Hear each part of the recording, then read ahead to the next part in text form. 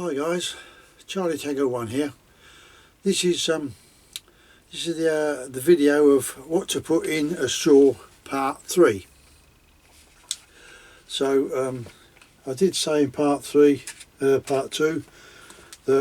I will put this in the straw to see how it goes. Now be very, very careful because you are using a flame.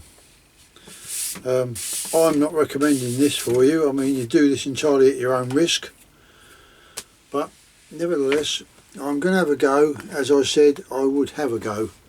So let me get my lighter. There we go. I'll bring the camera down a bit and down onto the bench. I'll get there in a minute. Get ourselves right. Somewhere there, isn't it? I believe. Bear with me.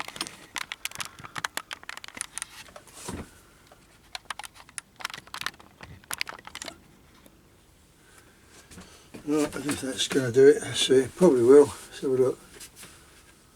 Yeah. Right. First things first. Let's not.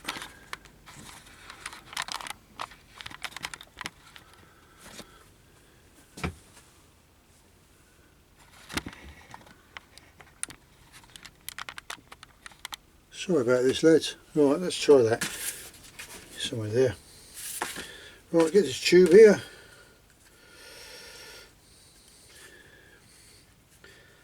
I'm going to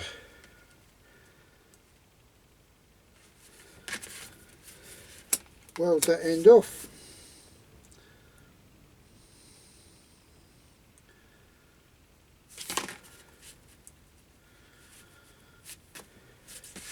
Like so.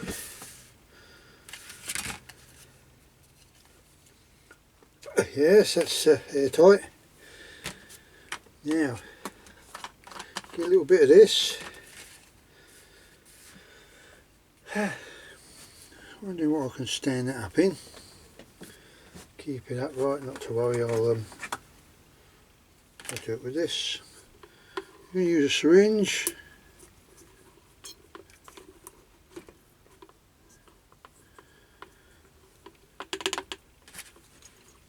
Oops, no, that won't work, would it?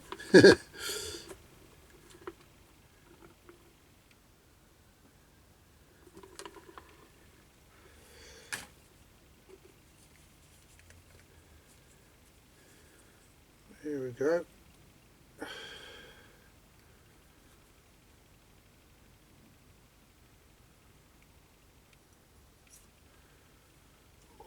Oh, we've got to do a little bit in there.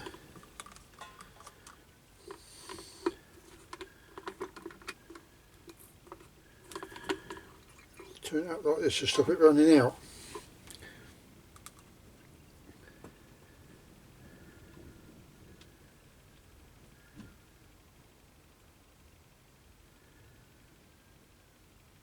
I'm just thinking you could use this for, I don't think I'm going to put any more in there. You could use this for priming your stoves and stuff like that. So that's what I'm going to do. Well, that's what my intention is.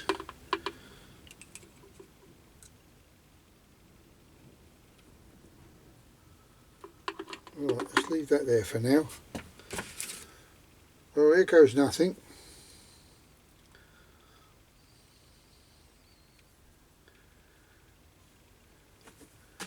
I'm gripping that very tight.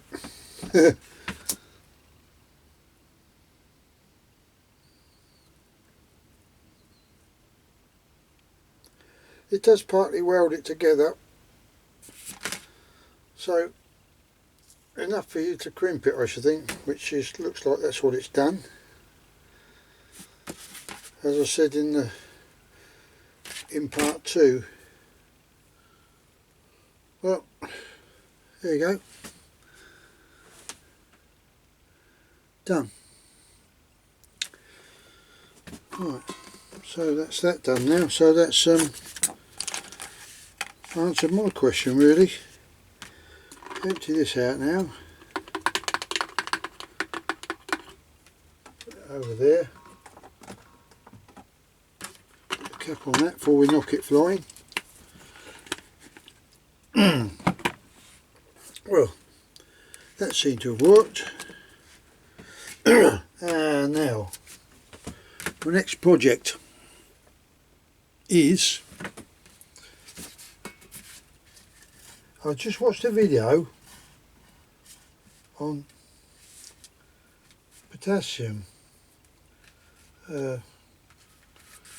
regarding these, well, what have I done with it? These here, these Chinese copies, etc. Let's get it down here, really. I can't seem to get it. Chinese copies. Well, that's what I think this is. You've got some there that says it's a Coleman's. There's another one out. I don't know what make that was. Couldn't see the make. But if you dropped it on the bench like that, the rod fell out. But the epoxy didn't hold it. So I thought, well, I think I'll go and try mine out, see what it really is. And not sure where it come from, but I just, because didn't have Coleman's on there, anything like that, I think this is a Mickey Mouse one. So I'm going to try my little test now. I've scraped some of this off. Now this is hard.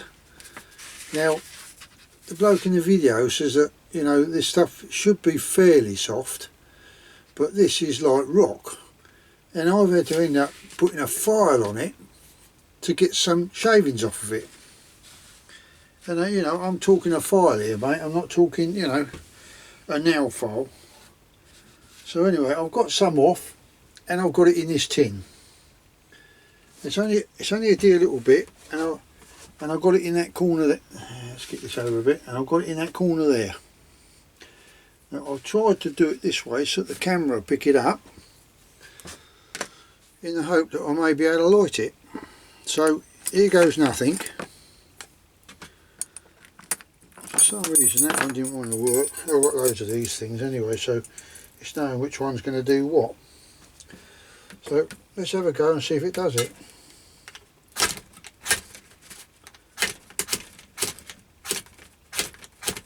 Well, we'll get it going. Okay, first these don't succeed, try again.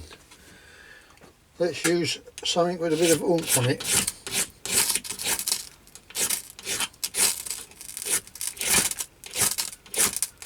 Now that's only the rod burning off, that is. And as you can see,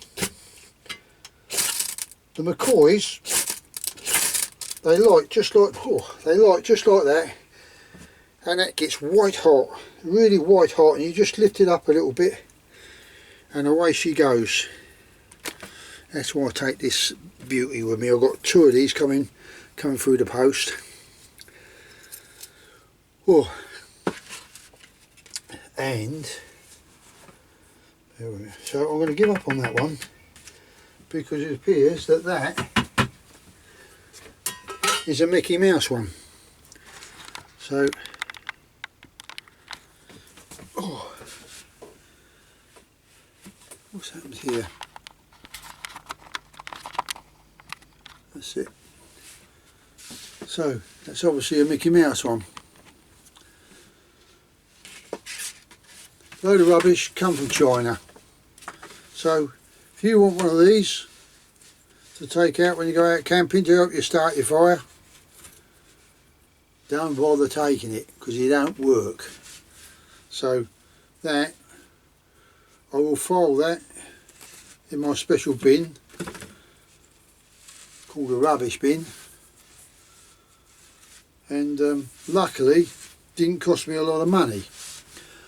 But the one I did see that they reckon is genuine army issue, they reckon is the price up there from Amazon, £45 plus £9 shipping. Comes from abroad. So I'm going to stick with this baby, which is screwdriver handle or file handle, whatever you want to call it. Got my own bit of worn out hacksaw blade. Just bend that sharp, it'll snap just like that. It's got a hole in already, so no problem there. And when those two rods turn up, I'm going to do another one. And I've got this here, nice little staghorn, a bit of it. And all I've done was put a bit of varnish on it, just to make it tart it up, make it a little bit better. Because some of these can be quite porous, you know. I drill a hole in there, which is, I believe, ½ inch. I think these are ½ inch. But I'll wait until the rod turns up. I'll drill that in there, put it in there with a bit of an epoxy, and I've got myself another nice little fire stick there, a rod. So as I say, I'm just waiting for that to turn up, which I think may come either tomorrow or the end of the week. But that, don't bother with, just don't bother. You're messing about scraping all that off, and it took me a lot of effort to get a dear little bit off of there. And them sparks you saw in that dish was from the rod, not from that, not from the magnesium. So I wouldn't bother with that. I'd stick with your good old Brasso, your meths, your potassium permanganate, your glycerin, and your Brasso. And if that don't work, if none of that works, if you've got a licence, go out and get a bit of dynamite. That'd do it. But you won't have much of a fire left when you know. That's the only thing with that. It tends to blow it everywhere, like, you know. And before you know where you are, all the woods are light. Right. Sorry about that. Right. The other thing, while I was on, I thought I'd mention this as well. So anyway, that works. We know what we're all doing with these now. As I say, there's plenty of room in these, so you know they're all using these thin ones and ramming in whatever they can. But I mean, you put a bit of salt in that and pinch it up. There's a lot of salt in here, a lot of pepper. You know, you ain't going to be using all that, so at least you know you can cut that ½ inch short of the top and use that as your top, and use it another time. Put it in your mess kit tin, you know, with all the other bits and pieces. Now, the other thing I've got, where was it? As you see, I potter about with all sorts, like game holders. Oh, this is something I knocked up, messing about. Came across this nice little, you know, staghorn. Quite big really, but I mean, you rest your arm in it. I like something, you know, you get a short little thing. It's instead of you resting your arm in it, it's digging in your arm, you know, at the ends here, like, you know. And when I was out picking up this season, I came across this stick, and I couldn't believe, look, how straight that stick is. It is so straight, it was unreal. So when I went the following week picking up, I took my old Lapland saw with me. I'd already marked this little bush out, and I thought, right, you're coming down and coming home with me. So that's what I've done. So I've got myself another nice deer horn thumb stick, if you like. I did make one which I preferred, but believe it or not, someone stole it.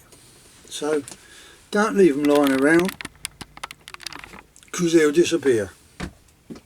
Now the other thing come through the post today, and I thought, oh, that's taken long enough, taken quite a while.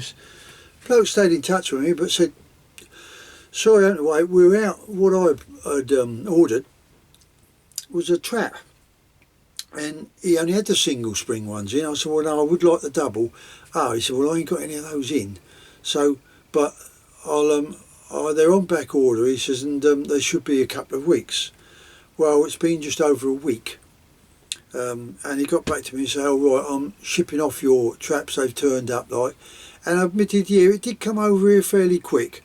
Now on me writing that message, within that week, about a week, I've got it. And someone else done a review on this. Here it is. It's an American one, apparently. A short bit, you know. I mean, bit of wire to tether it down on, but to me, it ain't long enough. I haven't bothered cocking it yet, but basically, when you've cocked it, it's in the uncocked position at the moment. But when you've cocked it, that pin goes in there, and yeah, that pin goes in there like that. I don't know if you can see that. And stand on it. This flies up, and the spring, this arm comes screaming down. There's two arms there. I mean the light, that's what's doing it. There's two arms there. That's got to be opened up. Good luck. You open that up there. Ooh. And then when you've cocked, this top arm comes right the way up to here. You then get you have got a safety clip as well, so you can hold it back there while you're setting it. So you can bring the arm up, bring that down, put it in the tread plate, like so. Or you can put this safety catch on while you're setting it in the tread. And I thought, not too bad. But that's really got to be on there tight to hold that tread plate. And then that'll fly over like that. And this arm here will come flying down. Now, it's a three-way trap. I'm going to put some, what I use for my ferret hutches, little 1/2 inch square mesh, is going to go on the back here, like this. Let's get a piece of something. This might do. Get a piece of mesh, and it's going to go on the back there like that, so that they can't come in from this angle. Because you can put your bait, on the tread plate. I think I better drop this down a bit. You're not quite. That's it. You put your bait on here, on this pin here. Push it on whatever you want to use. Ideal if you want a rabbit, weasel, ferret, squirrel.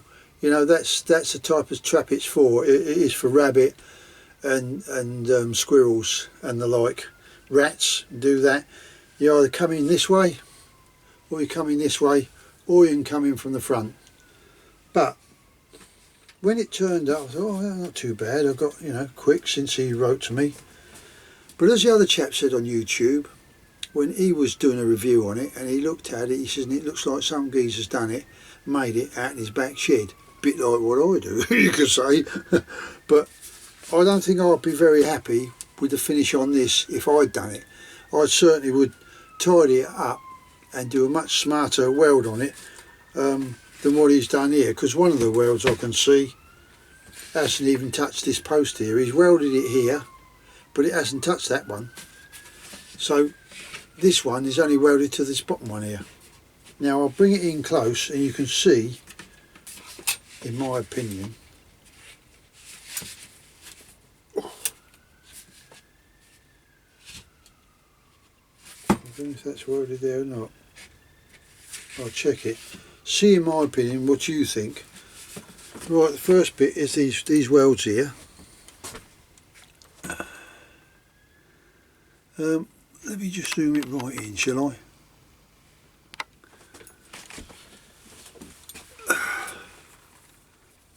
Put the focus in. There's the first weld. I think I'm too close. There we go. There's the first one. Alright, it's not touching this post. Look, it's not touching that at all there. Come over to this side. That's not too bad, but you know, I'm not a welder. I can do brass welding. I can do, you know, silver solder and the like. Here's another one on the top, another angle at that welding. It's very spitty indeed. That's about the best one there is there, that one. That ain't saying a lot. Now look what they've used on the end for a nut for the bar to go through. This come back a bit, this spring bar here, when it goes up, it's pivoting on this pin here. It pivots on there, right? And this is the ends that keep them on. And just take a look at that. We'll get it in focus.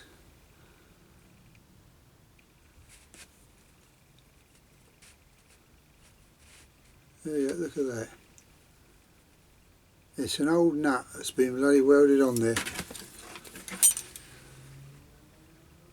See it? I've got to put my hand there because it was trying to pick up my hand on that nut. Now don't that look an abortion to me?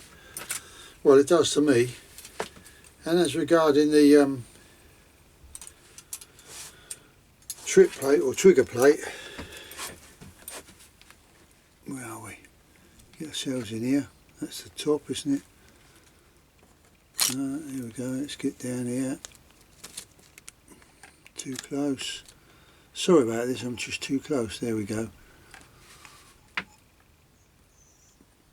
Look at that, ain't much better, is it? Hey? It's very sloppy, I think. Look. Very sloppy. Now recharge, this is the make. I better put it up there so you can see it. There's a make. Coro. This hinge ain't even straight. Where I can get it right. Look at it. Awful, isn't it? There's the other one, that's not too bad, that's set up square. But look at this one. And the only reason that's like that is because this little bit of weld he's put here for this plate, this weld is to stop the trigger mechanism, this here, from going too far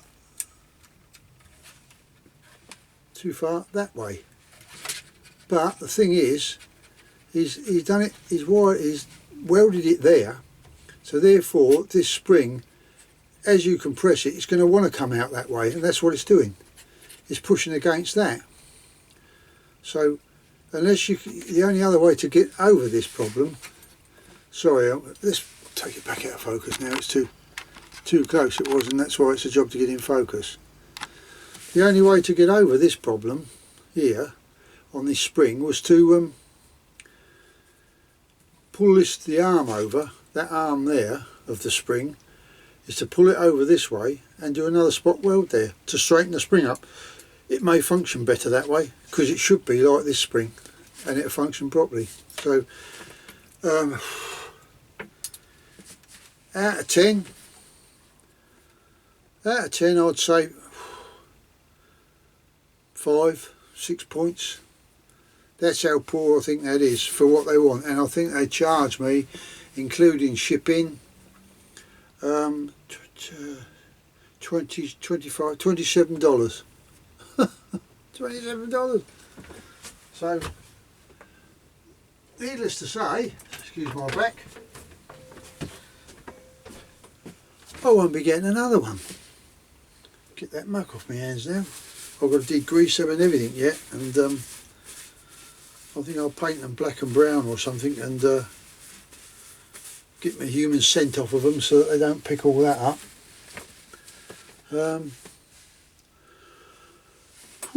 Well,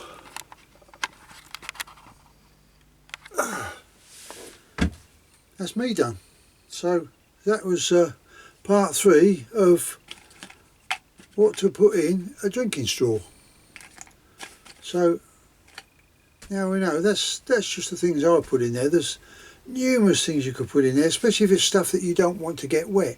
And I think the beauty is that will float as well. So if you drop it in the water, it's not going to get wet. It's going to float, and you're going to be able to retrieve it quite easily. So it's got its forwards and against, but it all depends. I mean, it's not something you want to do. If you're going to be out for a week, well, you don't want to be taking stuff like that. You're going to be start bringing bottles and whatever, something that's going to do you a while. Like, you know, I should bring something like this, a full bottle of this, if I'm going for a week, because I use my mess stove.